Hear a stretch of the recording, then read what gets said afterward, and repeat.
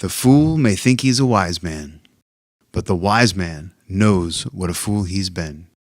I'm Paul Falcone, and welcome to episode 1 of the Pro Fools podcast. I'm joined by Greg Thompson, Rick Slater, and Tim McGrath.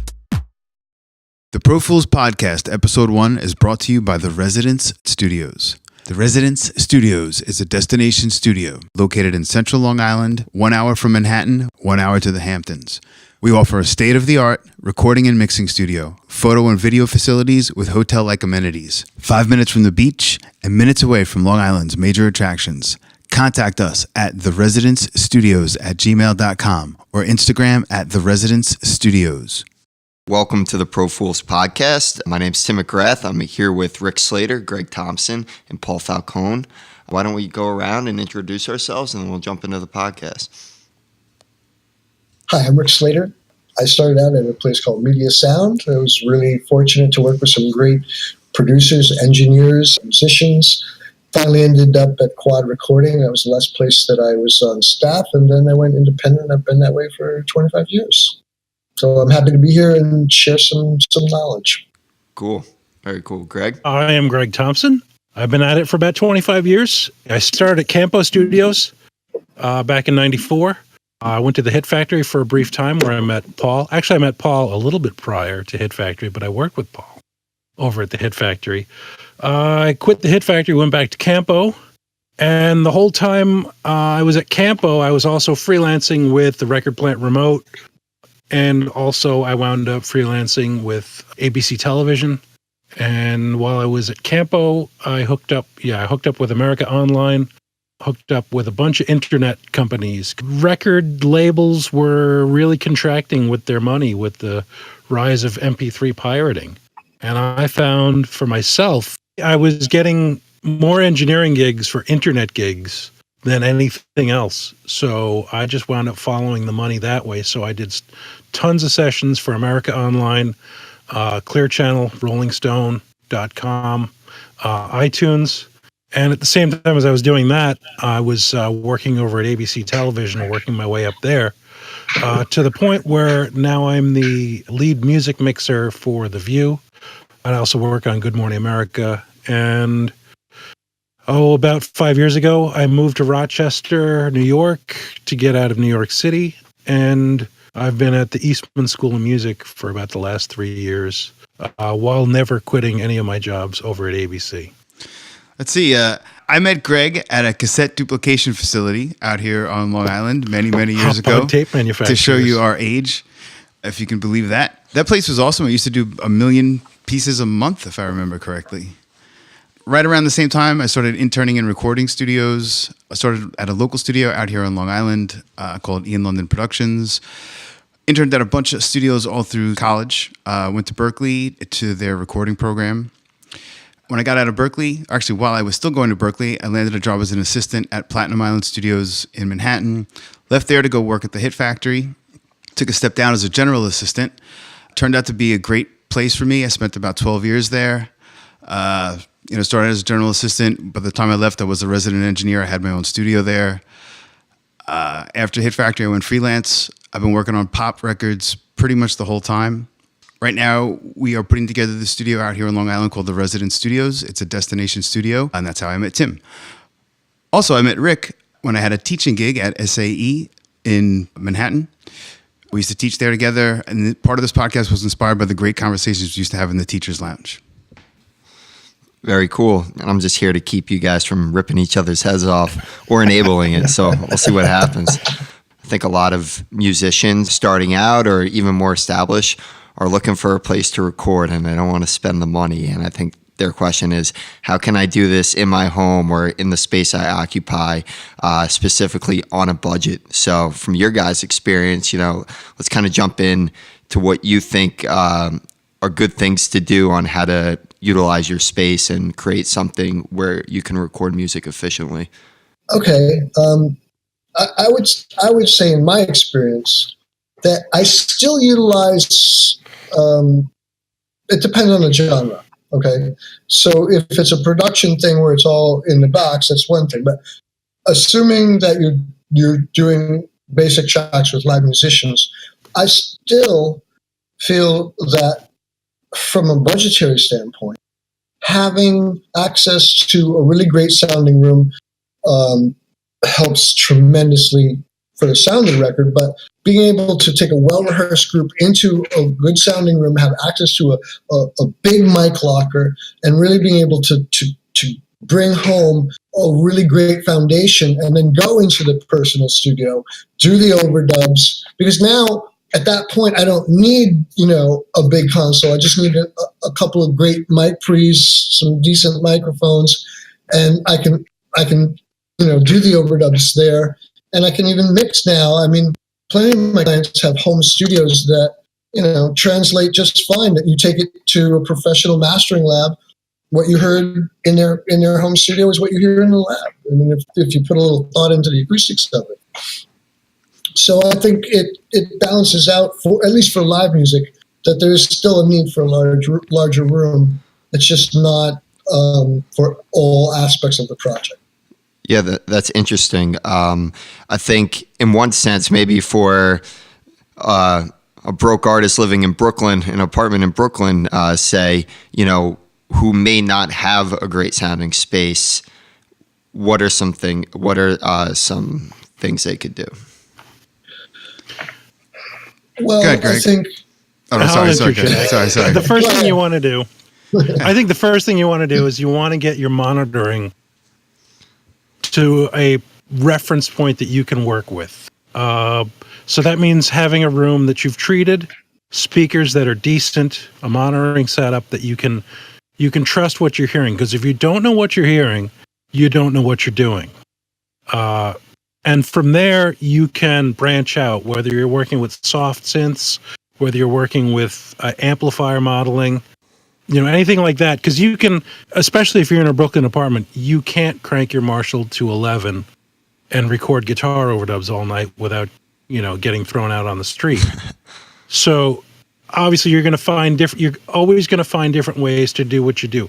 But I find I've had a lot of people that have been, let me go back. I've had a lot of friends who have always asked me for advice. How do I record drums? How do I record guitar? How do I record bass? And you have to ask them, well, where are you doing this? How are you doing this? What have you got available? Are you recording drums with one mic, or are you recording drums with 8 mics? Are you recording drums in a basement, a bedroom, or your living room with vaulted ceilings? All of those factors, those are all different things. And a lot of times what happens is a friend will tell me, oh yeah, I tracked all this stuff on headphones and I couldn't really hear what I was doing. Can you fix this? So I get that a lot. So I kind of agree with Rick, where it's like, you're going to keep spending money over and over again. You're going to keep spending money on acoustics. You're going to spend money on, maybe I need a better mic pre, and maybe I need better mics. Now I got to buy 9 mic stands. These mics that I bought don't sound that good. When it turns out, really, you needed to tune your drums. And how would you know that unless you had hired a good pro engineer to say, that snare would sound better if perhaps we put a new head on it in this decade. You have that kind, like, I hate to say always take your stuff to a professional, but you'd be amazed at the level everything will jump if you just track your drums, your instruments that have to be loud. If you track those things at even a semi-pro studio with someone who knows what they're doing, you're going to wind up with a marked improvement over unfucking your tracks, if that makes sense. Yeah. And they're not even in a professional studio as much as just in a room that the instruments sound good in. That's half the battle, I think. But often your apartment in Brooklyn isn't. Ain't it? Yeah. Ain't it? See, I had one of those Brooklyn apartments. I would kind of say this, because I'm coming from the perspective of pop music, where a lot of that stuff is recorded in the box, or we do the overdubs one at a time. I totally agree with you, Greg, in that you should have an acoustic space that's well treated. I think in an apartment situation, I think one of the big issues people get into with home studios, and I've even seen this with professional clients of mine, is they end up going to a place like Guitar Center, buying a bunch of Auralex foam, sticking it all around the room, and thinking that that's going to do the trick. Now, the big problem with that is that Auralex is really only working at mid frequencies and high frequencies, and it leaves the low frequencies of the room a mess. You can spend less money on getting something like acoustical fiberglass, wrapping it in jute burlap fabric, spreading that around the room. It's going to be way cheaper and way more effective to treat the acoustics of the room. I also think people have a tendency to get into high-end monitoring before they get into acoustics, which is definitely an issue. I think it's good to have a nice set of, fairly decent monitors that you can trust. A lot of the monitors these days, even something like a pair of HSM 80s, I think the problem with them is they make almost everything sound good that you play through them. So you need to get a set of monitors that you can trust, that there's going to be some detail to those monitors, and you don't really have to spend a lot of money to do that. For the last 5 years, a lot of the projects I've worked on, we've recorded in Airbnbs, hotel rooms, clients' apartments, clients' homes, even the last 12 years, I'd say, in clients' homes. And a lot of times those are not amazing acoustic spaces, but we do get a decent set of monitors. Maybe when I say a decent set, you're spending around $600 or $800 for the pair. That, to me, that's kind of entry-level pro. Maybe something like a pair of KRKs. I think it's important to have a subwoofer. I think that a lot of people get into not working with the subwoofer. I think if you are going to be working at home, it's important to have a sub, but it's also very important to tune that sub so you have an idea of what the low frequencies are doing, because you really can't, as for the type of music I work on, you can't get a perspective of what the low frequencies sound like through a pair of near fields. So the sub is important, but you got to tune the sub. Sort of my secret weapon for working in. To go back though to what Gary was saying though, like treating the room, not just the sub, but treating the room too. Well, yeah, you have to treat the room first, or treat the room to some degree. Again, it's not with that cheap foam or it's actually not cheap. It's expensive foam, but in my opinion, it's sort of cheaply made, super expensive foam. That's not going to do the trick. You need to buy something like acoustical panels that have a nice at least 1 inch of fiberglass in there. And SDC Acoustics makes them. We make them ourselves here. They're really cheap to make if you make them yourself. But my secret weapon that I've used in hotel rooms, Airbnbs, clients' houses is a set of multimedia speakers. I've been using a set of Yamaha multimedia speakers for probably about 15 years, and I used to bring them to the Hit Factory to reference mixes on. One of the last projects I was on, we were on a tour, and I ran out to Target at 11:30 at night when we landed in our first city. I grabbed a pair of, I believe it was Insignia multimedia speakers, and they performed like a champ. I did some amazing rough mixes on there. And again, it's listening to music on there. If you can't tune it, professionally tune it, it's listening to some music on there, dialing in the sub to a place that you feel comfortable. And those multimedia speakers really are a great pair of reference monitors, and you can get them for about $100. That is a very, very useful trick of mine for working in adverse acoustical situations.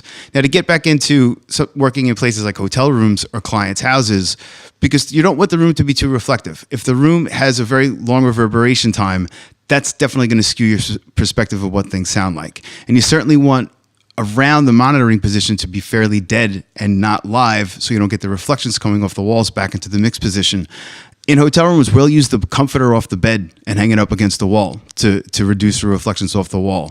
I've done things in Airbnbs where we take all the blankets out from all the closets and spread them out all over the wood floor to kill the reflections off the wood floor, to cut down that RT60 time or the reverberation time. This is working in adverse situations, but... Yeah, not to interrupt, but what's like a quick tell of knowing like... If you clap your hands and you hear a long echo, if you hear the room go like...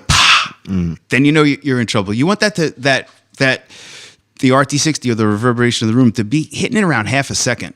Maybe that's difficult to judge, but really, if you hear any sort of like echo after you clap your hands, you're going to have issues. And that's for recording or mixing. If you're going to be setting up mics to record vocals, then you definitely don't want that reverberation in the room. I mean, sometimes you do because you want that sound, but the problem is then you're married to that sound. Also, because again, I mostly work on pop music where we're doing overdubs one at a time, having a decent mic pre and a decent compressor in the front end of your interface is so super important to me, because I find a lot of people, when they're first starting out, they'll take that mic or that, guitar and plug it straight into the interface. Having a mic pre that's going to offer you some kind of tone, which is a transformer based mic pre to me, And you don't have to spend a lot of money on them. I mean, you guys both know that I use that Focusrite ISA1, which you can get for about $350, which to me for a transformer-based mic pre is dirt cheap. And that thing offers so much tone and really holds on to the sound. And then after that, you can get something like a DBX 160X, which is secondhand. You can get them for under $200. They make a newer version in a 500 series rack. I don't know the exact model number. That's a cheap compressor, and it's an amazing tracking compressor. I've recorded everything through that compressor, whether it be vocals, drums, guitars, bass, and it just compresses and stays out of the way. You never really hear it doing too much work. You can light up all the lights on that thing, and it's still never going to sound all that crazy. And just being able to get a mic pre that offers you some tone, a compressor that holds the signal as it's heading into the interface, to me, that makes all the difference. Because when I get stuff that's recorded with the mic plugged straight into the interface, that's when it's really difficult to work with. Having a decent recording chain on the front end helps immensely. Paul, Yep. you mentioned something, and you've given us so much info, but something that I would like you to go back and stress a little bit is, you're talking about remote setups and stuff and listening. People should learn to A/B. Oh, sure. Pick something that you know really well, play it in that environment on those speakers, and maybe you could tell us a little bit more about 100%. how you do that in your setup. Well, what I started getting into with these remote setups is there's a plugin called Magic AB from Sample Magic. You put it right on your master fader, it doesn't matter what DAW you're using, and A is what you're currently listening to, and B is whatever 2-track is loaded up into any of, I think, 9 slots. I mean, for me, a lot of times I'm referencing the rough mix or the original mix, and I'm, switching over to A, which is, my current mix. But you can also load in other songs that you might like the way they sound. So you can switch back and forth between your mix and the other song. Tim and I were having this conversation the other day. There's another engineer who talks about how he doesn't want an assistant that necessarily knows every technical piece of gear. He wants an assistant that knows what a snare sounds like. So a lot of it is really learning what record sounds are supposed to sound like knowing what a record is supposed to sound like and going for that. I've seen in some audio schools where they don't even have an easy way to listen to, they don't have an aux cable, say, set up in the control rooms. So the students get used to working on only their projects in those rooms, and they rarely listen to other music in those rooms. And I would say to them, how do you know what your project is supposed to sound like if you never listen to music in these rooms? Excellent point. Yes. And I think for people who are just starting out, our audience in a large way, I think, learning to A/B your work versus a hit record that you already know really helps you grow as a mixer and an engineer. Absolutely. Yeah, I think you're a student and a teacher, and you're doing it all by yourself if you don't really have the means to bring it to somebody to help you out. Paul, what's that plugin called? Magic AB from Sample Magic. And kind of back to the speaker point, I learned pretty quickly a lot from Paul that I used to record on my headphones, and he told me that's a big no. And, I think it would be interesting to go into why it would be better to record on a speaker rather your headphones, which some people might think is better, especially if they're living in that apartment and they have neighbors and they don't want to disturb them. And they think that's probably going to be what they hear when they put on their headphones. So, yeah, I mean, ironically, I'm wearing these mix phones right here, and I happen to preach to people all the time that this is the one pair of headphones that I do trust. That when I say I trust, I wouldn't rely solely on these headphones to mix on, but when I have been in situations where I don't have access to a set of speakers or I can't crank it because the hotel doesn't want us to crank it, when I use these, when I listen to what I've worked on these headphones, and then I get to go listen to it on a set of speakers, I really don't have any surprises. I think part of the reason is these things are the size of speakers, as you can see. They are, right. and they're off the ear, and they really are like wearing a set of speakers strapped to your head. Other than that, I have never found a pair of headphones that I could trust. I used to try to use Sony Studio monitors, which is a pair of headphones. I love the way they sound. I will listen to music on those headphones all day long. People cut vocals with those headphones. That was like the pro. Yeah, there you go. The pro headphones. I mean, I feel like for decades, But I would have so much trouble getting mixers to translate. If I would do something on those headphones and I listened to it on a pair of speakers, I would be shocked at what it would sound like after the fact. And something like those AKGs that you're wearing, I wouldn't trust at all. What are you wearing now? What are those? These are Avantone mix phones. And okay. they also got a nice little, you can switch it from stereo to mono, which is a nice thing when you're mixing, especially mixing remotely. Yeah. Also, a Magic AB, I believe, lets you switch it from stereo to mono as well, which is kind of a cool little trick. If you walk on a plane with them, they'll let you drive the plane. It definitely looks like you should be doing... or at least direct it to the... right, to the jetway. Yeah. But how do you guys feel about headphones? I mean, it can be... I mean, because I just got asked this question today by a girl that works here at the studio. She was saying that she doesn't have a pair of speakers that she can rely on. She's been mixing on headphones, and she's having lots of trouble getting her mixers to translate. I mean, I was like, of course you are. Yeah. I've never done it solely on headphones. I've set some stuff up and then gone in the studio. Yep. But I've never, I don't feel qualified to speak to that because I just haven't. I would say it's almost impossible. Sorry, go ahead, Greg. Yeah. I don't have success mixing in headphones. Yeah. And bringing them to speakers. My headphones are a check. Yep. After I've mixed in speakers. It's the other way around. I was kind of curious about the question because you were more like Tim. You were saying more about recording in headphones. I can understand like not being able to dial up tones, and to what you said, Paul, about the Sonys. The Sonys don't translate to the real world because they can reproduce top end and bottom end like you wouldn't believe, and a regular speaker will explode, and those headphones will give it to you and it'll sound good. They're kind of turd polishy.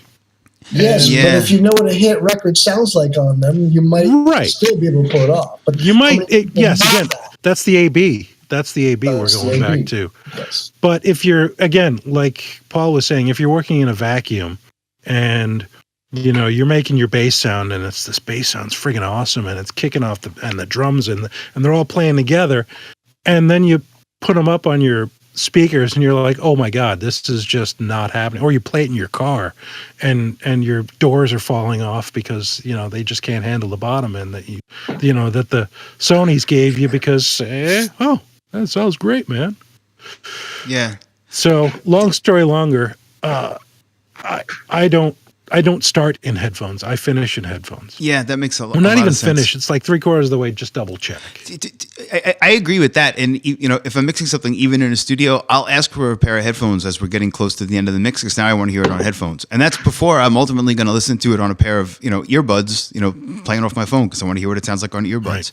Right. People can talk a lot of smack about earbuds, but I also think it's kind of insane to not listen to your stuff on earbuds when you're done because there's so many of them out there.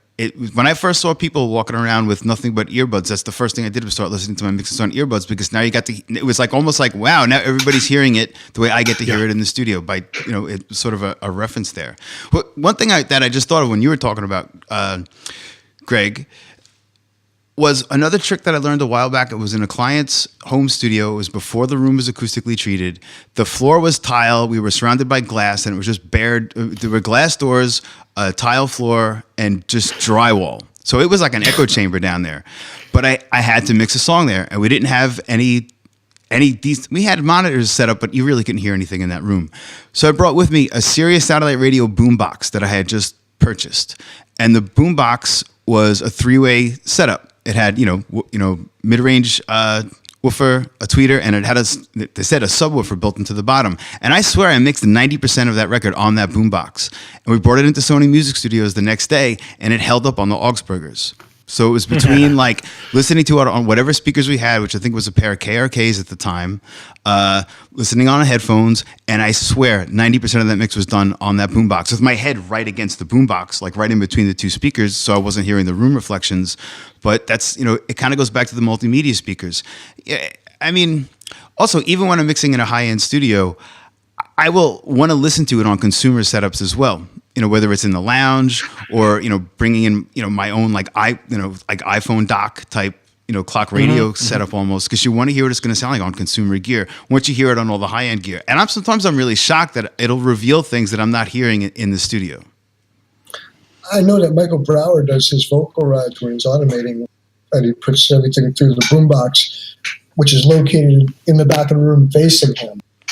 And I've seen guys like put oratones under the console. I've seen people do or like the speaker off of the 2-track machine. That's what I was going to say. Off the studio. Off the studio. Yeah. That was a big thing we used to see at the Hit all the time. There was a couple of mixers over there, and that's what they would do. By the end, they'd be listening to it on the the monitor speaker built into the half-inch machine. I agree. Yeah. If that was always like when Genelex came out. It was like, wow, I'm not working hard enough on my mixes because everything sounds great. Exactly. But if you walked in the room and said, "Are you listening on the Jennies?" and I was actually on the Yamahas, then I knew.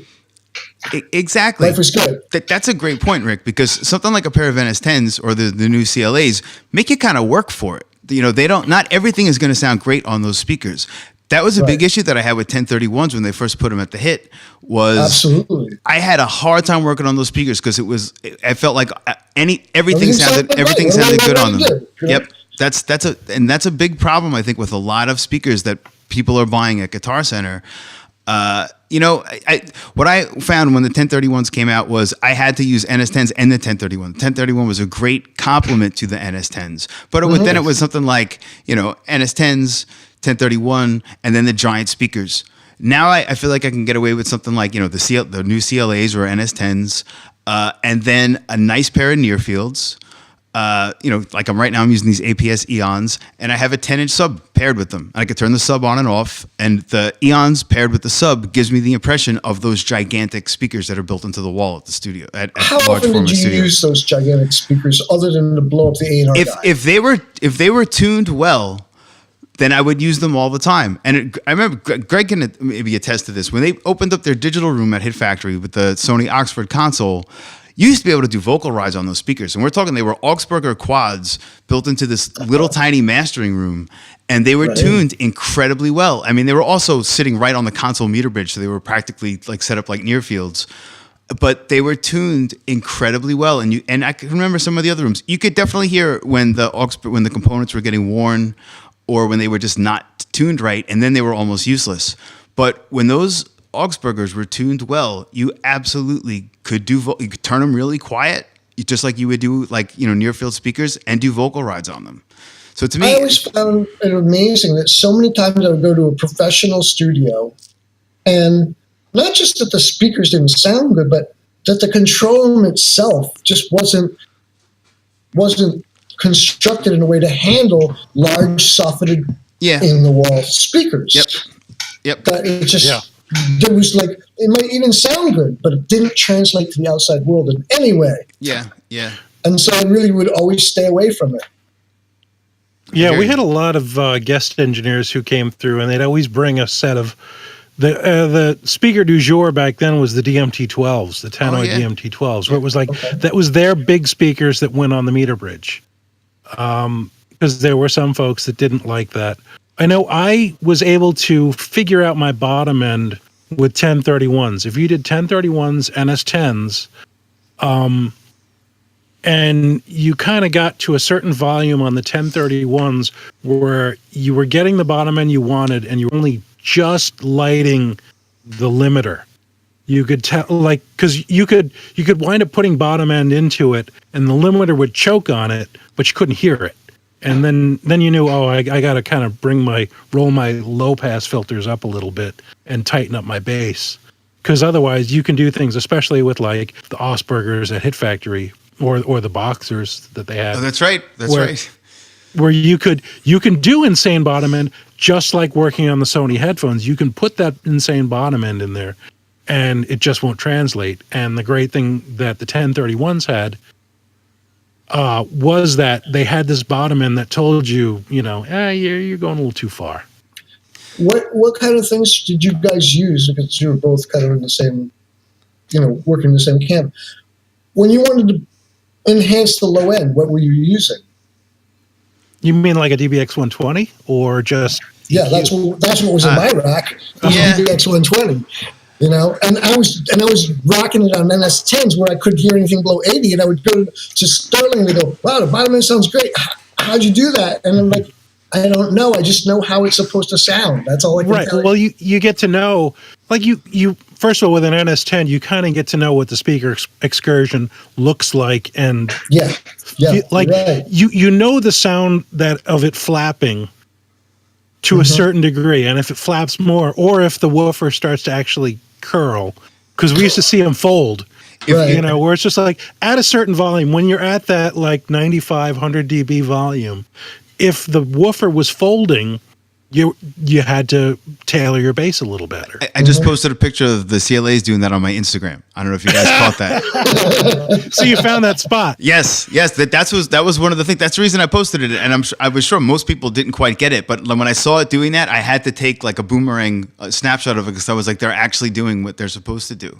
I saw it, but I didn't hear it. I used to. So. Yeah, no, I didn't post the audio. But Rick, that's why I definitely was down with those DBX 120s back in the day. It's DBX 120 is a subharmonic synthesizer, so it's actually, if I remember correctly, it's essentially a triggered oscillator, and that's one of the tricks that I used to do at the Hit Factory, and I still do it to this day. And this is the trick I probably learned at Platinum Island, was to take the 40 hertz tone of the oscillator or the console, and then run it through a gate, and then trigger that gate with, say, the kick drum, and then have like the tone triggered along with the kick drum. So that was something I used, especially back in the analog days. That's something that I would do to enhance the low end of a kick, because you'd be adding like a 40 hertz tone or a 60 hertz tone to the kick.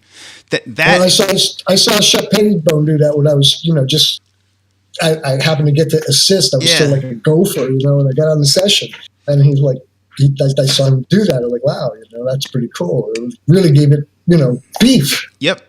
There was another trick I used to do back. This is really going. I feel like a lot of those tricks, a lot of the sounds that we get these days, when you get a kick drum, it typically has those low frequencies there. When it was coming off analog tape, you kind of had to really make it. It wasn't. I felt like I put so much more work into sound design and mixes when they were coming off analog. That's not to say it doesn't happen digitally now, but for the most part, sounds do come sort of shaped, for the most part, where they're supposed to be. But back in the analog days, you're talking about samples. Yep. I mean, it depends on the sample, but back in the day when it was coming off an SP1200 or MPC 60, I feel like you had to work on those samples a lot harder. Oh, sure, but like, let's face it. I mean, the samples that you get in a library today are the world's greatest drummers on like their most stellar kit, using a $12,000 overhead like a C12, with a world-class engineer, and then they, here's your ultimate kick drum. I think a lot of times with the new sound libraries, instead of trying to make the sounds just sound good enough, which is what I feel like I had to do more on the analog days, now it's trying to make them sound cool, because they have a tendency to sound a little generic. Like you have to give them like a lot more vibe.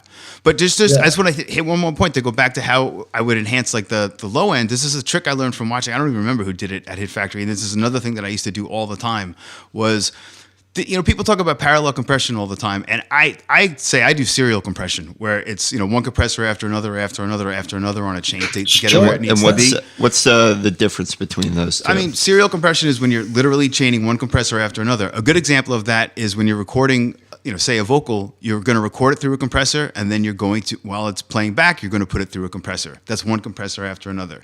Parallel compression is, this is an instance where I would use it. Was I would have a kick drum, and then I would split it off to another channel, have the exact same kick drum on another channel, compress the living hell out of it. So now you have one kick drum uncompressed, or one kick drum that has the regular kick drum chain on it, which is probably going to have a compressor or two in there, and then a copy of that on another channel, and compress the living crap out of that, and then boost the hell out of the low frequencies. So you would get like that low frequency attack from the parallel compressed kick. Yep.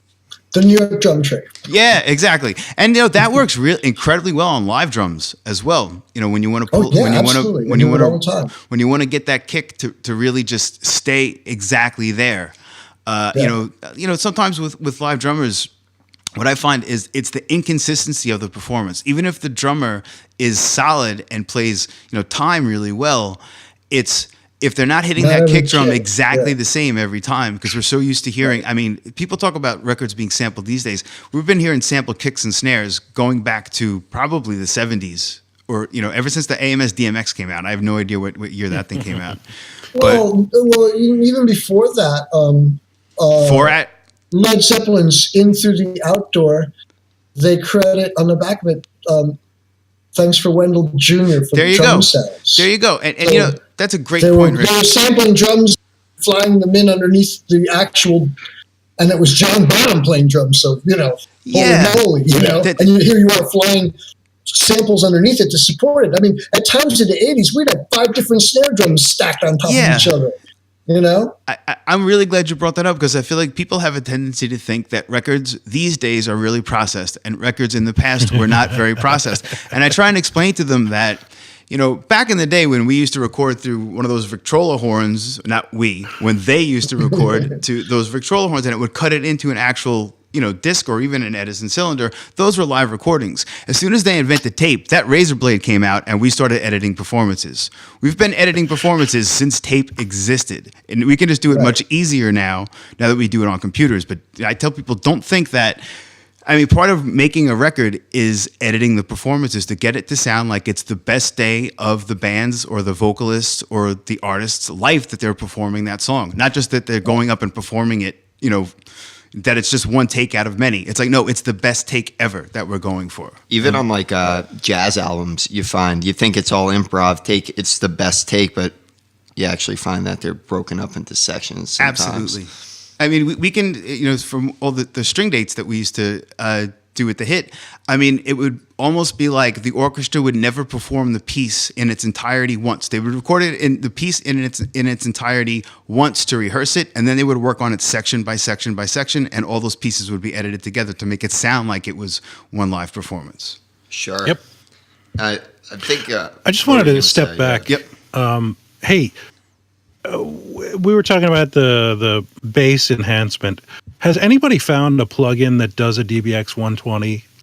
Like, I have not found a reasonable thing online. There was one I was using. Go ahead.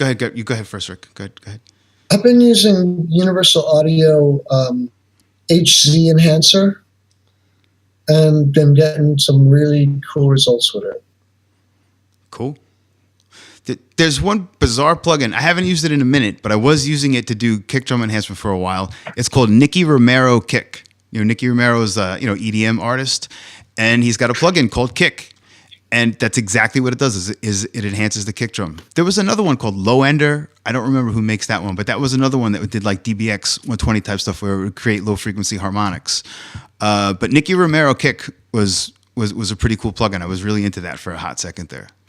Yeah, I have I forget the actual model. It's from a company called Don't Crack. They make a whole bunch of cheap plugins, and one of them is a subharmonic synth, but it's nothing seems to me to do what the original DBX did. But the funny thing was that back in the day, someone played me their homemade sub-kick mic, where they had taken a set of Radio Shack speaker and mounted it and plugged it in, and I listened to their kick, and I was like, that's really cool. It sounds exactly like what I would do with a DBX 120. Why would I waste a track? Hey. Meanwhile, now I can't find a DBX 120. Now that you're bringing that up, so what about the speaker trick for a live kick drum? That's something that I never really got into, but there's a staff engineer over at Cove City out here in Long Island that uses that almost every time. And I know they even make I don't know what company makes it, but it looks like a drum that's supposed to go in front of the kick drum. Yamaha. But it used to be Yamaha sub kick. Yeah, the only problem with those things. Yeah, it looks like a snare. The only problem with those things is that they're essentially omni. Practically bidirectional. You say that like it's a bad thing. You know what? You might want a little on your toms and your snare. Yeah. You know what your cymbals sound like coming back through that? Ooh. If you're not afraid to throw a packing blanket over your kick, which I kind of tend to do on tracking sessions anyway, it good. Or you low pass it, in the mix. You can low pass it, but you do tend to get a lot of other crap into that sub kick mic, and now you've got other crap with sub, kind of this muddy low end. You didn't want that. Like I don't want that on my snare. I don't want that on my rack toms. I use it on almost every drum kit I track. Really? Oh, that's awesome. Yes. Differing opinions. That's awesome. I love it. That's awesome. Yeah, I use it on every drum track that I track, and you know what? It's not that hard. Like you said, put a low pass filter up. So I got 96 tracks in Pro Tools. I can blow one up. Right. So I always grab it. That's great. Did you used to use the NS10 speaker trick prior to that thing existing? That's something I just never got into. Yes. They didn't have one at Quad, and they called up and said, Walt Disney wants to come in and do a session with like studio musicians. And at that point in time, they'd really fallen away from doing a lot of that kind of session work, and we're doing a much more in the box production kind of stuff. So they asked me if they could, put me on the date, and I said, sure. And I called up the maintenance guys and I said, hey, what about a subkick? And they were like, oh, well, we got all these woofers sitting here. Sure, we'll wire it up. And we came in, Frankenstein looking. Yeah. It was like hanging on some kind of metal bracket. And That's stuff. awesome. And the guys from Disney came in and looked at it, and they were like, what the hell is that? And then the session drummer walked in and went, cool. And when I pushed up the faders, the guys from Disney went, cool. Yeah, that is cool. We've never had a badass kick drum before, and that is cool. Absolutely. So they were into it. It blew up the client. They were happy. They thought like, hey, you guys went the extra step. This is really cool. So Nice. I kind of wanted to back up just a little bit as well. We kind of talked about different speakers, recording and takes, which I think people can definitely utilize when they're in their apartments. You shouldn't feel like you have to just do your recording in one take. Yeah. But I mean, I don't know why you would do that. But it made me think of, what type of mics should you be using, especially if you have that limited space? And I think a question a lot of people that I know have, myself for a while, was when you're buying a mic, what type of mic to buy, a dynamic or a condenser mic? We were just talking about Yeah. this. Yeah. I mean, geez. For myself, I always lean towards, Neumann mics for vocal mics, a nice Neumann condenser. And for, home, the TLM 103 is a great choice. But now I'm also the type of person that says, like, the 87 is the mic by which all other mics are judged. Of course, there's higher end vocal mics, but I do like the sound of Neumann mics. We were talking the other day, you guys can attest to this, about using an RE20, for a vocal mic, which is another nice vocal mic. SM7, I see people use a lot these days. I've never been so crazy about SM7s, but they are good mics. A lot of people use those, I feel Yep. like. I would have to They've become interject very only to say- trendy. SM7s have become extremely trendy. They're trendy. I've never heard an SM7 recorded vocal that I've hated. Yeah, I'll give you that. Which is, it never inspires like, ooh, how'd you record that? But I'm never trying to unfuck an SM7 vocal. Yeah. I got a story for you. I was tracking a band, and I was using all the mics at the studio. And so I feel it's very important that you always capture a reference vocal. That way for instance, is the snare drum tuned in a way that's going to compete with the vocal. Later on, when you start doing overdubs, are these parts going to clash with the vocal? You got to have that reference vocal down. So I only had an SM7.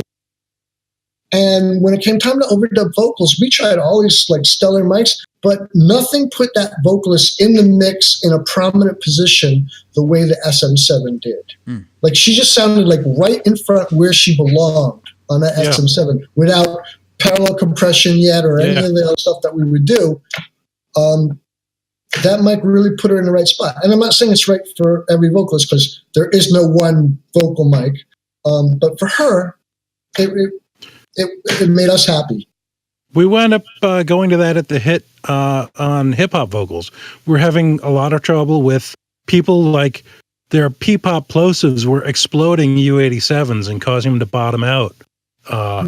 And I wound up just running down to the mic locker, grabbing an SM7 with a colleague of mine and Paul's, who we remember, and he wound up pretty much for the rest of the time when it was a hip hop vocal, it was the SM7 because or a loud rock vocal. Yeah, it focuses that vocal. I mean, I'm using my 441 here today. Sounds great. For exactly that reason. It's a good sounding mic. It's I believe it's hypercardioid, so it's getting the sound of the room out of the it's keeping the sound of the room out. I have an 87 back there that I could be plugging in and hanging, but then it would be right here and it would be in the way, and you would hear a ton of the room. You would hear the room. You would probably hear more headphone bleed. Yep. You would hear every snot waffle that I got going on. Well, let's not spoil that down for the newer people. Is that a condenser microphone is not? It's very sensitive compared to a dynamic microphone, and a lot of people who are doing live stuff are used to like Paul and Tim are on SM58s, and they're used to that. If you've never used a condenser microphone, be prepared to start hearing things about your vocal that you've never heard before. What if you don't have the best acoustic space? Do you prefer a condenser? Or I would say not a condenser at all then. Yeah. Dynamic. Yeah. I prefer something that's not going to grab the room. Absolutely. It sounds, people, they think it's a crazy thing, but, sometimes an SM58 is a great choice. For a vocal, especially if you're recording in a room with adverse acoustics. But like Greg was saying, that 441 there. Even for instruments? For an instrument, I mean, they make a 57 instead of a 58, which is, again, people will talk smack about 57s because they're like the tried and true, like cheap microphone. But you can put those microphones on almost anything and they'll sound good. I used to do that when we used to teach at SAEs. I'd put it on the kick drum and students would laugh. And then they'd be shocked how good the kick drum sounded through a 57. Sure. Yep. Piano sounds great on a pair of 57s. I had a client, massive amounts of platinum hits, knew exactly what he wanted to sing on, had to be an 8kg C12. Mm-hmm. And Tommy sounded fantastic on this microphone, but he did not work past 5 o'clock in the afternoon. So my friend and I were co-producing this up-and-coming indie rock band that was getting a lot of traction at Wetlands, which back in the day was a big rock club that a lot of bands were getting signed out of the Spin Doctors. Were right before them. And I said, hey, listen, we got the Penthouse at Quad Recording and a C12. Let's cut some vocals. And, with that C12, I could hear every wart, every note, everything that was completely wrong about this kid's vocal. Yep. So I sat for a moment and I thought, he sounded amazing at the Wetlands, and he's singing on like you're talking right now, on a SM58. I told the assistant, get me one of those. Gave him that. He sounded like a rock god. I totally agree. And they're made for vocals. They're a great vocal mic. And going back to what I was talking earlier about, if you run that thing through a nice mic pre and a nice compressor, and 58 sounds great on vocals. I mean, it may not be the right choice for every vocal, but rock especially. Like they're good mics. Yeah, you know what? I was going to say that because those guys came in. Those guys were at the Hit one year, and they came in on Thanksgiving, and I had to assist them on Thanksgiving, and that's what they were cutting their vocals on. Was 100% on sitting in the control room on an SM58. That's really that's fascinating. I see a lot of hype around this mic called the Blue Spark now. Do you guys know that mic? Do you guys know anything about it? See, that's what's I think going to be really funny to talk to the three of us, because I feel like a lot of the new stuff I'm just not familiar with, because it's not. I've been using the same types of mics for many years. It ain't broke. Don't fix it, basically. Sort of, yeah. And I think a lot of the new stuff is built more around hype than it is. I mean, I don't know anything about that mic, but I do see a lot of mics these days that I feel they're built more around hype than they are about anything else. I go. There we go. This is the first mic I ever bought. There you go. Beta 87. And the reason that I bought it was that you could use it as a scratch vocal, a kind of a handheld vocal in the control room. It's hypercardioid. It's condenser, but it's kind of like a 58, just a little nicer, and it'll work in a vocal comp with a better mic. Like, I see. Sometimes you try and cut a scratch vocal on a 57, and it's kind of got, if you didn't put a pop filter across it, you're going to have some weird sounds coming out. Yeah. And the Beta 87 was like, that was my scratch vocal mic, or tracking live with the band, in with the band, or ideas in the control room. Hey, let me just drop a vocal down without even going out into the lab. That was I bought that mic for that reason, because I worked on a record, where they had tracked a scratch vocal on a 57, and they just had a line that it just sounded best on the original scratch vocal, even though they had recut everything on a Sony C800. And they're like, we still want that line. And they, we spent forever trying to EQ the 57 to work in the comp. Mm-hmm. And, eventually they got it where it wasn't so blatantly offensive, but it never sat. And that's why I bought the 87. But going back, I always recommend for someone buying their first mic, buy a Beta 57, because that is the mic that you can use on anything. I would recommend that over a regular 57 just because the grill. Yeah, I would say 57s are very difficult to use for vocal mics, and because of the plosives like you're talking about.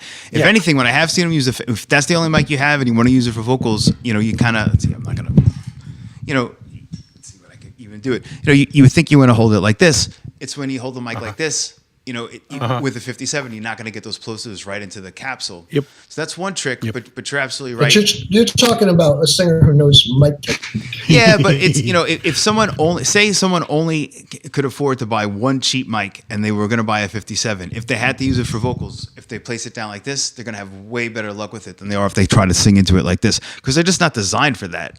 But, people talk smack, or people want to buy all sorts of high-end microphones. Another one that's really trendy these days is a AKG C414. I hear about that. Clients, recording on that all the time. That's another mic that if you're not in a decently treated room, it's going to pick up way too much.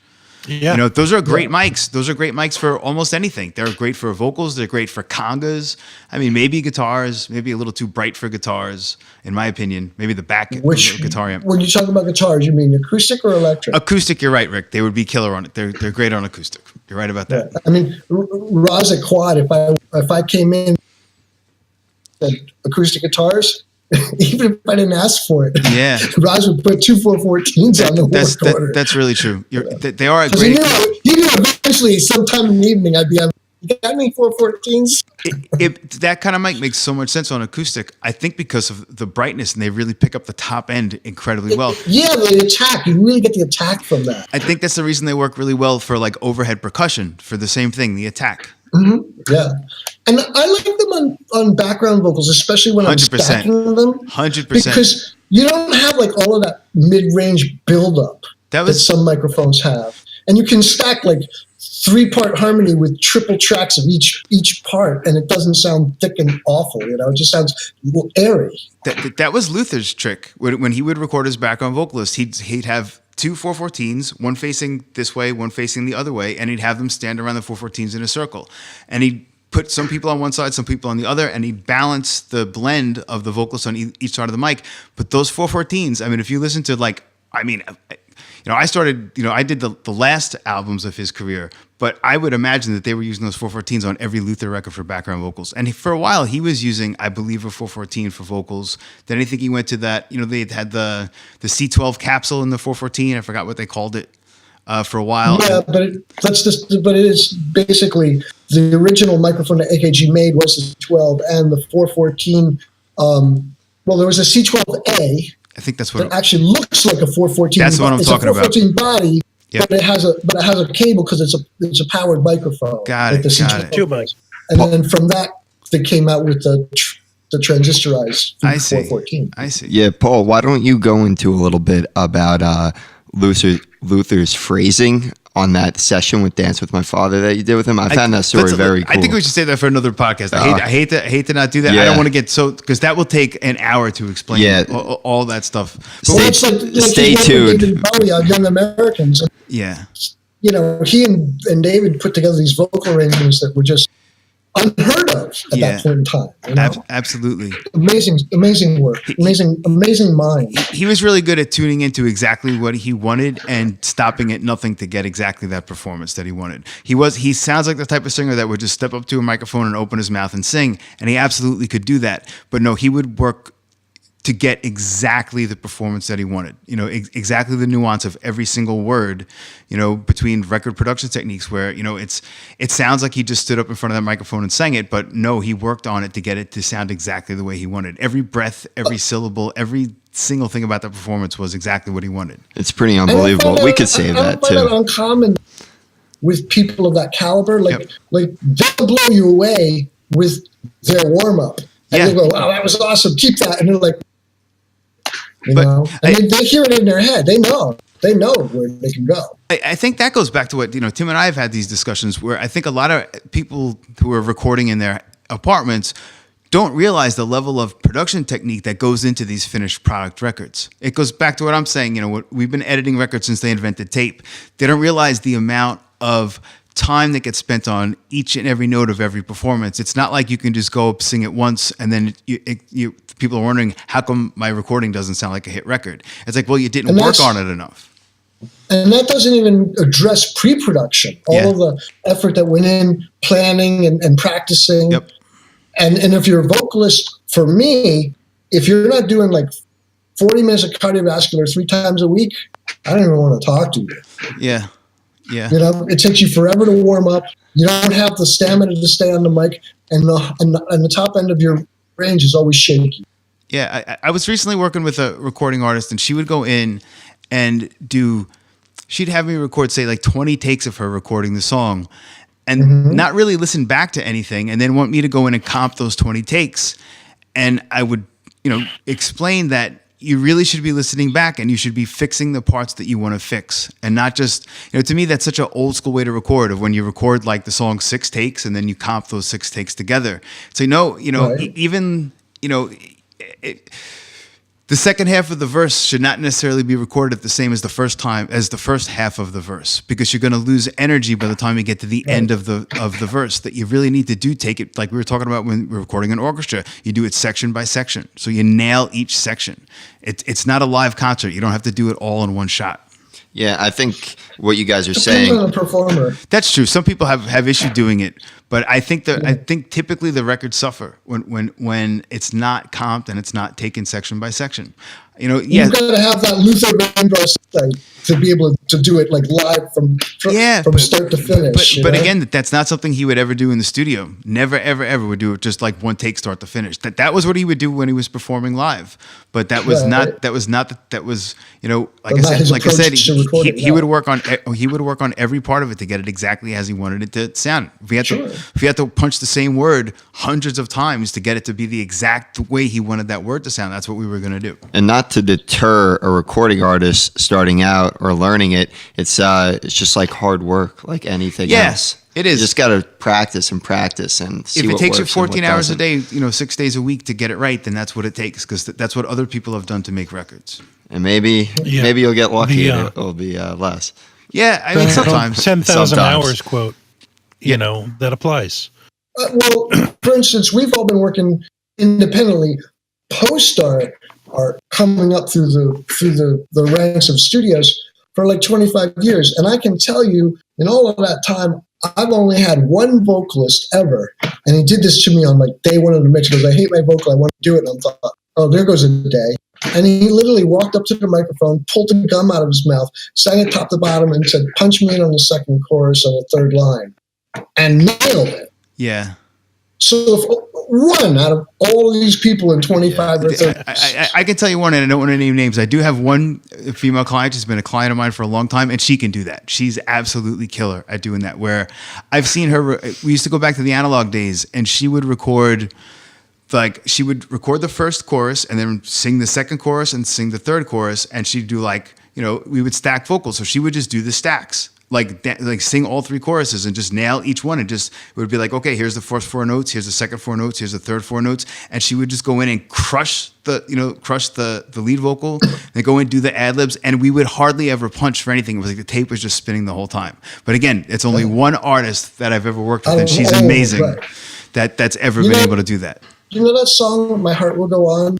Yeah, yeah. I worked on the mix. I was gonna say, I think the two of us had. Yeah, I think we probably still have flashbacks of that song rolling through the hit. But yes, please continue. Well, the story that David Foster says is like, you know, he said to Celine Dion, you know, "I really want to write a title track," and never landed one before, and so he wrote it, and she loved the music, and he was going to hire some session singer to sing the reference vocal. She said, "No, nobody sings on that but me." Right and on. Came in and one taked it. Wow! And what you hear is the one vocal take that she ever recorded in that song. I would have to disagree. I was going to say, didn't you work with We got the inside scoop. We got the inside scoop. Go. Yeah. I never actually worked with her. I do know that she laid down a reference vocal at the orchestra tracking session, which was recorded by our good friend Glenn Marchese. Okay. We might need to Don't call him that. to Don't bleep call him his voice out. Yeah. Marchese, but anyway, allegedly recorded We'll by- edit that. Allegedly, no. Well, he Allegedly. was the assistant on the session, so he was there. Tape op for those things. But that they had done it in several different keys, allegedly. Mm-hmm. And anyway, they wound up. I believe the one that wound up on the record was in the highest key. And she had laid down the vocal, but she was not particularly enamored with the vocal that went onto that record. Really? That she still wanted to re-sing it, and there were people that did not want her to. And I don't know what happened in LA, because the tapes came to us from LA, and I actually had to punch the last line. There was a digital tick on the master, and they flew. We did an ISDN EdNet session, Yeah. and they flew me the lead vocal, so I could because the tick wasn't on the safety back in LA, so I had to actually punch the lead vocal from the safety, where it was like a DAT. It was like you take the output of the EdNet onto DAT, you drop that onto an open track on the multi-track, line it up with the sampling and the Sony, and then punch it in. I was so freaked out punching in on the lead vocal on that track. It's funny though, because like what came out in the press to beep was all that stuff vastly out. different than that. Yeah, I can't be but sure that's that marketing. was the original vocal. That's marketing, right? I guess so, yeah. But it could be that was the first vocal, but that was her first time singing on the new record. So she felt out of breath and out of shape, and that she was not hot on that song, which is, again, that's kind of like every singer's curse, where, you sing a song or you play a song and you're, like, I don't really like that song. That song's not really indicative of how good we can be. And now that's your hit single that you're known for the rest of your life. But It's like Keith Richards having to play "Miss You." Right. what's interesting about that point, though, Greg, what I find, because I think that vocal performance of hers is pretty amazing. And you're right, it is breathy, Right. and it may not be something that she really loves. However, it was a huge single. I think that vocal performance is amazing. Lots of other people think that vocal performance is amazing. And I find a lot of times when I'm working with a project, and you find this a lot these days because it's just one person who's in control of that project, because it's an indie project and they make every decision having to do with that project. Maybe sometimes they're not making the right decision, and that there is an amazing vocal that they don't like for whatever reason.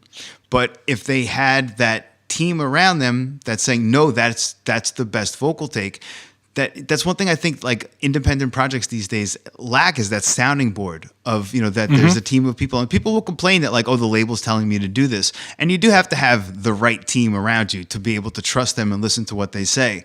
But whether it's, the producer in the studio, the vocal coach, the people at the label that are able to take a step back and say, no, this is really good, and try and convince the person who's saying, no, I want to do it again, because they have something in their head psychologically that they don't like about that vocal. Sometimes the vocal is really good and it is the best vocal, and that they just have an issue with it psychologically that they can't get rid of.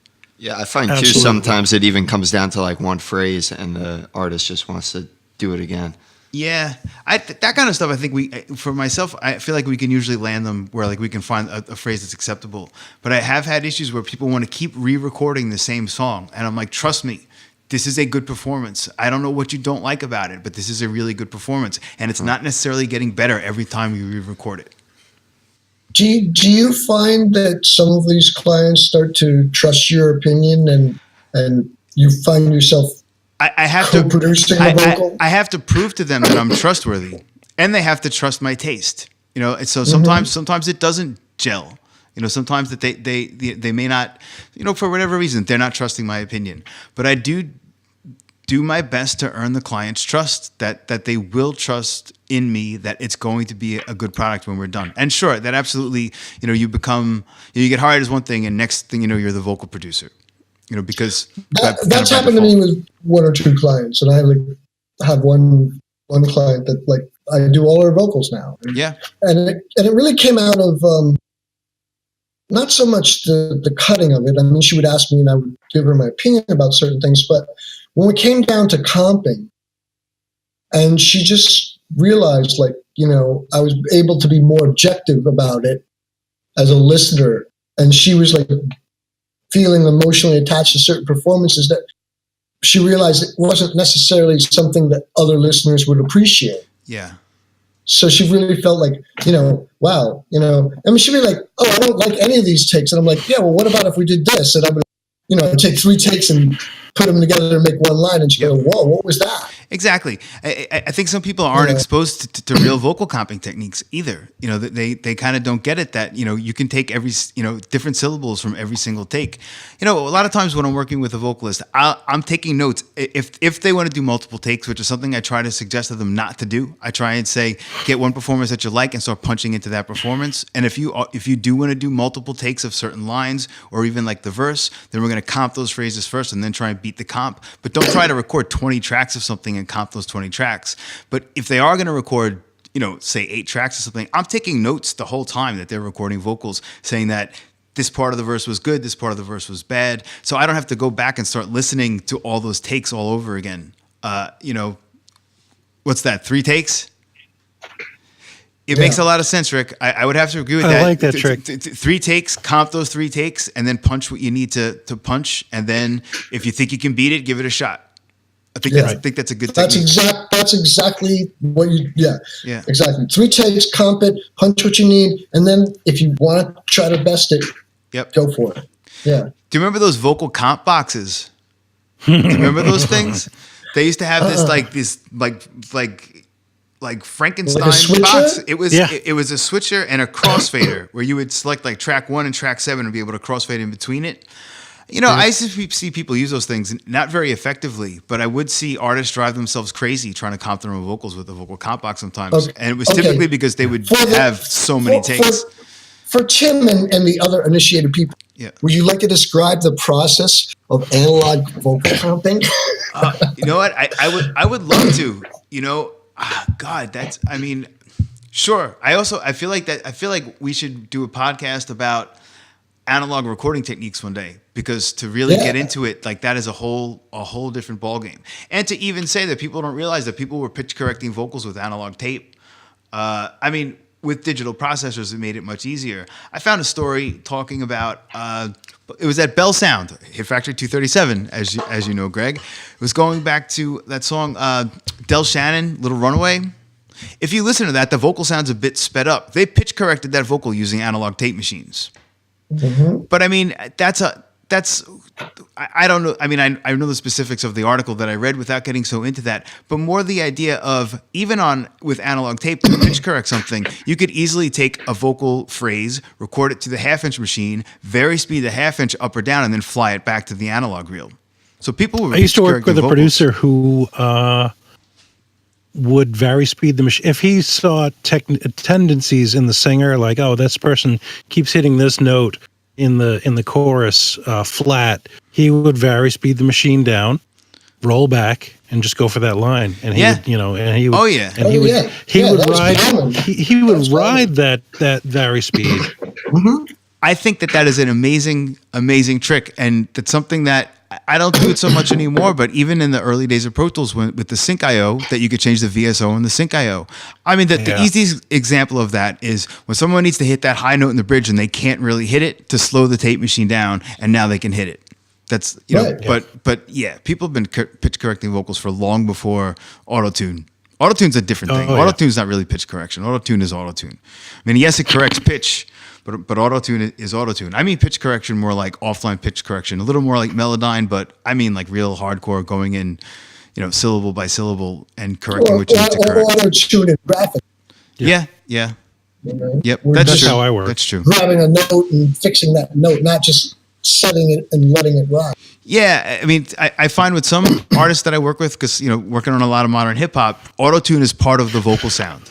And That kind of auto-tune, total different beast. I'm not even talking about like T-Pain. I mean, they're recording through it the whole time, so it becomes part of the vocal sound. I'll sometimes melodyne it after they've recorded it through auto-tune, but then still we need to run it through auto-tune to give it a little bit of edge, and not like T-Pain edge. I mean, more like it just adds, a bit of a sound. I used to say auto-tune is like compression. Like sometimes you add just a little bit, sometimes you add a ton of it.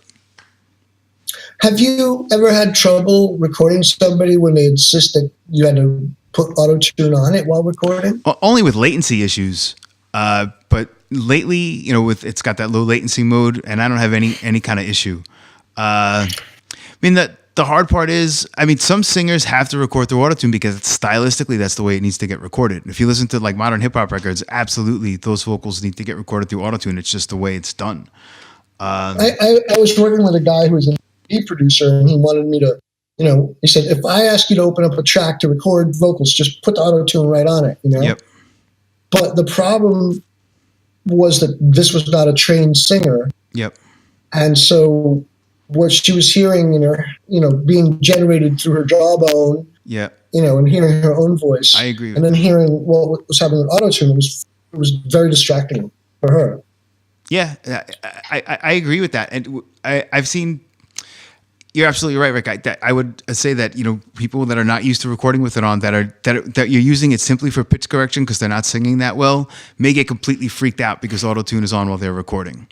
The people I'm talking about, that they kind of demand to hear it. Like they expect to hear their vocal with the auto-tune on there. But I can absolutely attest to people getting freaked out because you auto-tune their vocal after the fact. And in that case, you just got to sit there and listen through a shitty vocal while they record it without auto-tune and then put it on as soon as they're done recording. Yeah.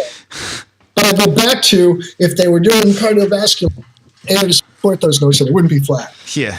What about rock and roll? Do you think it's recommended to stay? Do you? No, to me, it's just another tool in the toolbox. I don't think it's a bad thing, and I use it on almost every session. If it's not auto-tuned, it's melodyne. Performance, why not auto-tune the one or two notes that are up? Sure. That great performance. Yeah, great performance is worth 10 times more than the perfect take.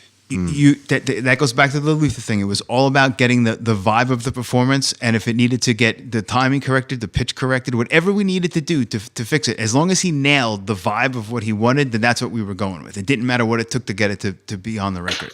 What if the vibe isn't necessarily there's a note that's not in tune? That's how do you fine feel too. about that? And you can over auto-tune stuff. I think you guys would agree with this. Sometimes, and I've even noticed for myself more recently, sometimes I'll work on something and I'll melodyne it too much. And all of a sudden I'm realizing, you know what? The rough mix does sound a little bit better because it's not as pitch corrected so aggressively. Correct me if I'm wrong, but I thought someone told me that when the Stones recorded, they would record all at once. And even if they were a little out of tune or they got a little off beat, if the feel of the music was good, they would just go for it.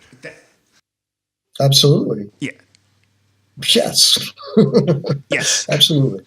That's just sometimes just the vibe of the record, and you can really crush that with the tools that we have today. Sometimes you got to just let the record breathe. Is that lost more now? You'd say you have to know when to go for it, when not to go for it. I've always thought there's a difference between vibe and a shitty performance. Yep. And it takes taste to know the difference. Right on. That's subjective. Music is subjective. It sure is. Yeah, I mean, we got a little bit away from the home recording studio, but I thought we had a really, really good conversation and that touched on a lot of good subjects.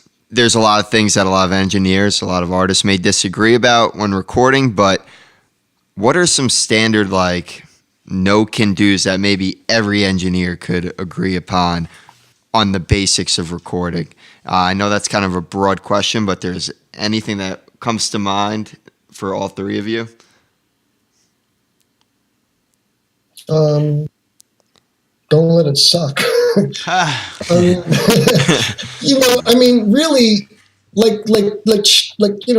Paul was talking about working with Luther, and whatever you have to do to make it work. So I think there's some basic things. Like I've gotten recordings where things were out of phase, like the overheads were out of phase with the rest of the drum kit. The top and bottom mics of the snare were out of phase, and they couldn't figure out what. Thankfully, they printed them on separate tracks, and that was not a big deal. But distorted vocals is a big problem. You know, it's like I think people always want to be like, you know, in the max, in the red, and when it comes to digital, yellow is the, you know. I think that would be probably the biggest thing I would say is don't record so hot. Leave room for all this other processing you're going to do in afterwards, and your track's going to sound much better. I would add, fix your sound at the source. 90%, there's a lot of noise, I would call it, on the internet. What mic, what preamp, what cable, what plugin, and 99%, maybe it's a lower number, of the tracks that I get that sound like shit, the problem happened on the other side of the mic. It's a possibility that you did choose the wrong mic, that there's a better mic for the job. But most of the time, the problem happens in front of the mic. That means tuning your guitar. That means taking a drink of water before your vocal take. That means learning to sing in tune, if singing in tune is part of your vibe. Change your head on your drums. Learn to tune your drums. Tune your piano. Tune your guitar. All of those things. Know your intonation. I've been doing intonation setups on my guitars since I was 15. You know, that's just something that, you know, I can play my guitar anywhere on the neck. It's going to be in tune unless I bend it out of tune. I've had people show up to the studio with a missing screw in their bridge, and they're like, yeah, everything I play above the third fret's kind of out of tune. And it's like, dude, why are you in a studio? Why did you bring that guitar? So my thing is, or one day I was recording with my friend, we were doing a home recording in his basement, and we're getting a snare sound. It's a death metal band. And he's hitting the snare, and I'm like, dude, that's a 57 on a snare. And he's like, well, yeah, but these preamps, these converters, this. I was like, no. Dude, I know a 57 on a snare. That's not your preamp. That's not a converter. Let's go downstairs. Let's have a listen. And the guy had 5-year-old heads on his snare that were caved in, and, you know, you couldn't see. If they were originally white heads, there was no white left on the head. And it was like, all right, we're going to take a trip to Guitar Center. We're going to buy you a new 14-inch, you know, coated Ambassador, and we're going to tune it up. And, you know, 2 hours later, we had a snare sound, and we didn't spend 12 hours sample replacing the snare because it sounded good. And it sounded good in the overheads. It's good in the snare. You know, it sounded good when it bled into the rack tom. You know, we fixed it at the source. And a lot of people don't understand that. And I think a lot of people also don't know good tone. And they kind of think, well, how does that sound so good on the record? Well, it sounds so good on the record because that guy's really good. You're absolutely right. I mean, you know, how did you get that drum sound? It's like, when they play me what they did in their living room, first of all, you know, it's a professional drummer with a great kit, you know, and I had great microphones that captured it. And it wasn't all that difficult. But something that I learned, just drums in itself, but I like you guys, you know, I was at a class studio and I've got a notebook full of stuff. I'm talking to people. How do you do this? And how do you do that?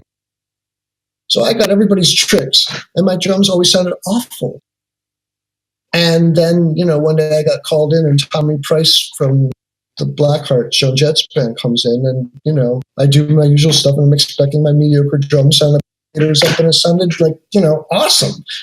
And it's when I realized I've been making really good, bad drummers. And if it doesn't sound good in the referred to, I think that young engineers really have to know that it has to sound good when you're standing in front of it. Otherwise you're sunk. Yeah, I would add to that. You know, when we were in college, I went to Fredonia. we used, everyone was, the holy grail of trying to get good drum sound. And we would use a D112 on the kick and a 57 on the snare, maybe top and bottom, maybe a condenser on the bottom snare. 421s on the toms, 414s on the overhead, and everyone's drum sounded like shit. I got to New York City, and I'm working and I'm assisting in the studios, and these drum sounds are fucking amazing. And what are they? D112 on the kick, 57 on the snare, 421s on the toms, and 414s on the overheads. What changed? The drummer. Yeah. Yeah. And that we were, we had some reasonably new heads of drums. I can remember there was an engineer that we both worked with back in the day, Greg, and from a drummer from a famous band. They were recording in Studio 2, and he came in and he told the engineer, "I don't like my drum sound." And he said, "That's because you don't have one." Meaning like the kit sounded like shit and you're not playing them really well. But to give you sort of a more positive spin on that story, so back in the day, my cousin was in as a young teenager, he was in a band with his friends. They were in like a metal band with his friends. So we brought him into Studio B one day, and I rented him a bunch of gear from SIR. We used one of the studio's kits. And, these were kids that were trying to record stuff maybe at home, or we had tried to record them before in the studio, and they would bring their own amps. They would bring their own kind of like student guitars. They were kind of the guitars that like you couldn't get past the first verse without that guitar going out of tune. These kids were so young that we rented them Les Pauls, and the guitars were so heavy they had to sit down. They couldn't stand up and hold the Les Pauls. But damn if those kids didn't sound amazing through, decent mic pre's and real amplifiers and real guitars. Yeah. To go back to fix it at the source too, I know sometimes I'll have to catch myself where I'll start to say something like guitars. I'll go to start EQing the guitar on the console or even in Pro Tools, and then I'll be like, wait a minute. Go turn the treble up on the guitar amp. Yeah, right. Exactly. Right. Move the mic a half an inch. That's the other thing is, that I think people Or have. angle it. I know I really had to learn that was I would place mics where I thought the mic should go, and then I had to learn to get a set of headphones and move the mic around and listen to it, or tell the the assistant or someone else to go out and move that mic around, because sometimes moving it a half an inch or an inch makes all the difference in the world. Or pulling it back 6 inches or pushing it forward 6 inches makes all the difference. And sometimes it ends up in a place where you really don't expect it to be. And you're like, no, that's where it sounds good. Yeah, I once recorded a Sears Silvertone amp, and I had like a really great guitarist who'd been in a pretty well-known band, and he's available for hire. And we really crafted this great sound, and we went into the studio. And we were actually going to have him sit in the control room. So we got the sound in the studio. We went back in the control room. Heard the sound in the control room. It was different than what we'd heard it in the studio, but it was way cool. So we just went ahead and did it. And then when we went back outside on a break, we noticed someone had kicked the microphone and now pointed directly at the piece of wood between 12 inches. Wasn't even looking at a speaker. Yeah. You gotta use your ears. That's what it is. Absolutely. Happy accidents happen all the time. Yep. Where that maybe it's not correct, but if it sounds cool, Exactly. always be in record too. Yeah. 100%. Always be in record. Capture that. 100%. I agree with that one, Rick. That's something that sometimes people get freaked out because every time we listen back to something, Pro Tools is nice because it'll have the if the auto punch feature. So even if you're playing back, if you have a track in record and say on input, even if you're not in record, you can hit record real quick while it's playing back and it'll keep the take.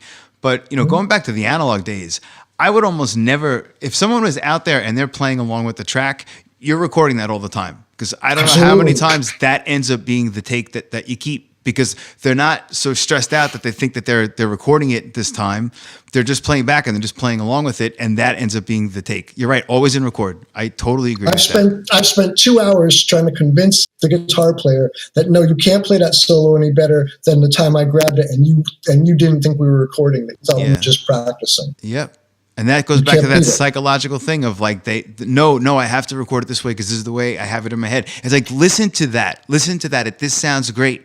And they have to get their head around the fact that, yes, it didn't go down exactly the way you wanted, but it sounds great. And I'm just thinking of musicians. I was working with this one band, and there was this bass player, and when he would play live, he would jump around all over the stage and just beat the hell out of the bass and it would sound awesome. And then he'd get to the studio and he'd sit down like on a stool and he'd hold the bass and he'd try to be like all proper about it. Be like, dude, you sound like shit now. What happened? You don't sound like you sound like, stand up, like dance around, do something. Like you're completely losing the energy that you have when you play live because now you're trying to do it all perfect. It's like, play it like you mean it. I know a producer who had the guts to say that, Keith Richards. Really? And it worked. Yeah. And Keith got up off the chair and said, no, you're right. And rocked out and it made a difference. Some of the best players I've ever worked with dance in the studio when they're playing bass. It's because they're grooving. They're not just sitting there like, pretending to play bass kind of thing. They're playing the shit out of that bass. See, but that goes back to another thing that we were, and I know, Tim, you're talking about home studios. But again, I would go back to tracking your basic tracks in a live setup in a studio, because quite frankly, that bass player and that rhythm guitar player and anybody, it's just, they're not playing with the same fire that they play with live when everybody's playing together. And that does translate in the recording. You may not realize it, but bands who go in, and I get this all the time, well, our recordings just don't have the fire that we have when we play live.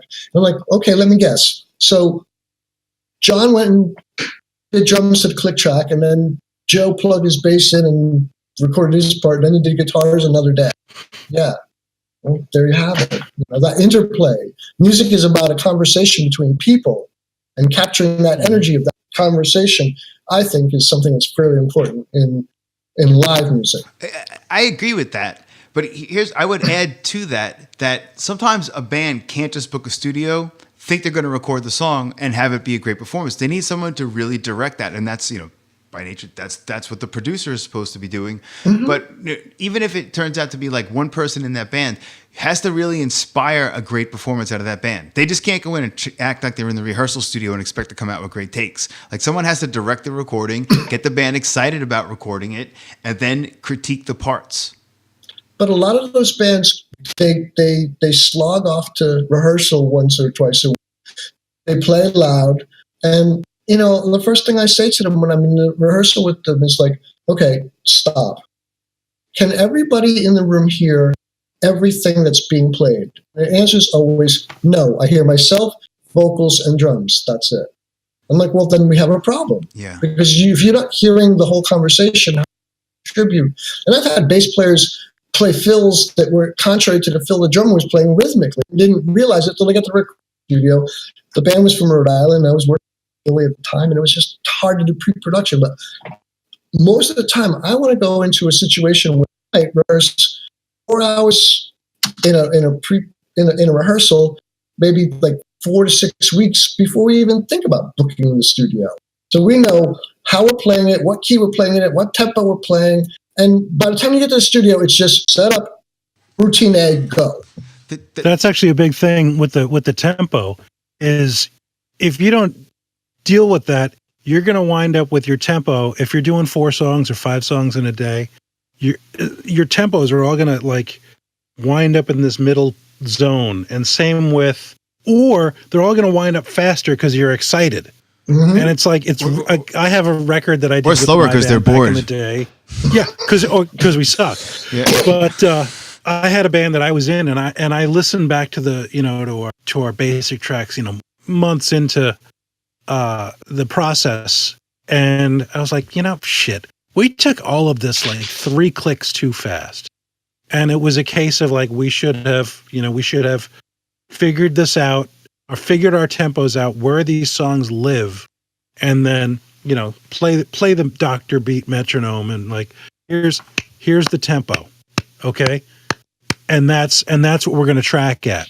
And I think that's a big part of the pre-production, is knowing your tempo and knowing your key, knowing that this song really should be up a half step or down a half step, because the singer can or can't sing, can't hit those notes. Or how I would watch Phil Ramone do that with a band where he would find a thing about the way the singer was singing. He's like, what?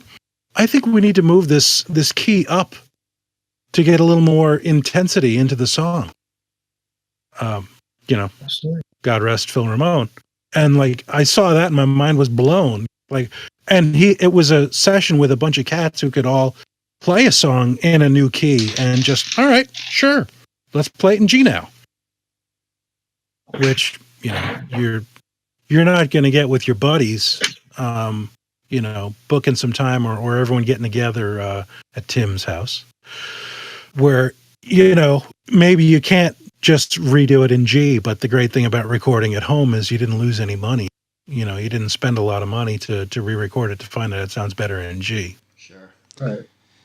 One thing, going back to what Rick kind of said, if you are working, because again, a lot of the records that I work on are created in the studio. So some of this doesn't necessarily apply to the stuff that I work on because, the rehearsal stages, the pre-production stages all happen in the recording studio for a lot of the pop records. But going back to bands, if you work with a band that's kind of like rehearses every now and then, and then they get into the studio, that's when you really have to bust out the producer hat to whip that band into shape or at least work on those performances to get it to sound right. But if you work with a band that just got off a national tour, that band is usually tight as fuck and they sound awesome. Yeah. They developed a bunch of really shitty habits. Well, that's true. Maybe, but my experience is just because they may be playing 3, 4, 5 nights a week, that the fact that they're playing so much that they just get tighter. They get way tighter. I totally agree with you. I had a client that said, "Hey, listen, I want to work with this bass player and drummer, and would you mind if we went out to LA and tracked and we flew out and we rehearsed for one day. These guys had been touring together in a band, and so." If one of them, raised his left eyebrow, the other one knew exactly what to do. And we recorded the basic tracks for the entire album in 3 days. Yeah. Because they're essentially well rehearsed because they're used to instead of rehearsing maybe once a week, maybe every 3 weeks, now they're playing together every other night or every night practically. They just become, those are some of the, they have to be on the right kind of tour where they're not just partying the whole time. But if a band is really touring and really working their ass off, they get tighter and tighter as the tour goes on. Catch them at the end of the tour and do a new record right then and there. Greg, kind of like you said about the 10,000 hours. Yeah, it's all part of that. I have a funny related story. I was working on an Ozfest tour years ago. I think I might have worked on a couple of them. It was just one day. We recorded it, and it wound up as an Ozfest record. I was working on the truck recording a B stage, so it was a bunch of the younger acts, and they all had 20-minute sets maybe. And behind us, on the other side of the parking lot, was where the bands set up their tour buses. And it was always a tour bus with a trailer behind it. And there was one band that was set up right behind us, and the drummer would set up his kit during off hours, and he would run his entire set top to bottom. Because this was some serious metal, real busy playing. And this guy, just to play the set once on tour per day, wasn't enough to keep his chops up. This guy was playing through the set twice so that he had those calisthenics in him so that when they hit the stage in front of the audience, he had all the energy to put that out. I found it very impressive. And it's muscle memory, no? Yeah. Mm-hmm. For musicians, it becomes muscle memory where it's not they're it's you can use this analogy for a lot of different things in the recording studio, but it's when you're driving a car, you're not thinking about every step that it takes to make a left turn. You just make the left turn. So it's also like playing the song. You're no longer thinking about playing the song. You just play the song. Absolutely. I think that might wrap it up for now. I think this was great. Well, thank you guys. Thanks for this. Thanks for having us here. Well, it's a pleasure being here. Yeah. And I'm so psyched that we were able to do this together for episode 1. The Pro Fools Podcast, episode 1, is brought to you by the Residence Studios. The Residence Studios is a destination studio located in central Long Island, 1 hour from Manhattan, 1 hour to the Hamptons. We offer a state-of-the-art recording and mixing studio, photo and video facilities with hotel-like amenities, 5 minutes from the beach and minutes away from Long Island's major attractions. Contact us at theresidencestudios@gmail.com or Instagram at theresidencestudios. I hope you've enjoyed episode 1 of the Pro Fools podcast as much as we've enjoyed bringing it to you. There's no one right answer on how to make a great recording. To make great recordings, you must do your best and work your hardest. Don't be afraid to make mistakes, but be sure to quickly get over them and most importantly, learn from them. Because a wise man knows what a fool he's been. Happy Fool's Day. Make sure to like, subscribe, and turn on the bell so you can be notified when we post on YouTube. Follow us on Instagram, Twitter, and Facebook. You can donate via PayPal at theprofoolspodcast@gmail.com and at theprofoolspodcast at Patreon. Email us questions and otherwise at theprofoolspodcast@gmail.com. Check out our website, theprofoolspodcast.com.